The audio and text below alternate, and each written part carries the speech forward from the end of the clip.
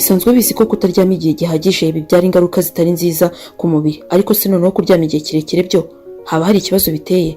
Ni ikibazo kibazwa n'abantu benshi. Ubwa mbere, ubushakashatsi 74 bwakorewe ku bantu barenga miliyoni 3 bwagaragaje ko kuryama cyane koko bishobora kwica. Ubwa kabiri bwakorewe mu gihugu cy'Ubwongereza ku bantu 10,000 bari hagati y'imyaka 42 na 35. Icyo ubushakashatsi rero buhurizaho ni uko kuryama igihe kirekire kiri hejuru y'amasaha 9 byongera ibyago byinshi byo kwibasirwa n'indwara z'umutima n'izibasira udutsi duto duto dutwara amaraso, harimo na stroke ndetse no gupfa kurusha kuryama igihe gito, ni ukuvuga munsi y'amasaha 7.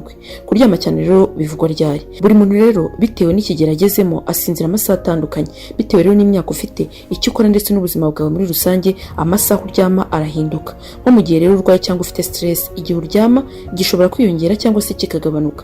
Gusa muri rusange umuntu mukuru, ni ukuvuga guhera ku myaka 18 kugeza kuri 35, agomba kuryama byibuze amasaha ari hagati ya 7 n'8. Nubwo rero kuryama cyane igihe kirekire rimwe na rimwe biterwa n'akazi kenshi cyangwa se utanagafite, ntacyo bitwaye. Hakaba n'izindi mpamvu zizwi nk'umurwayi cyangwa se imiti yo gukoresha, inzoga n'ibindi.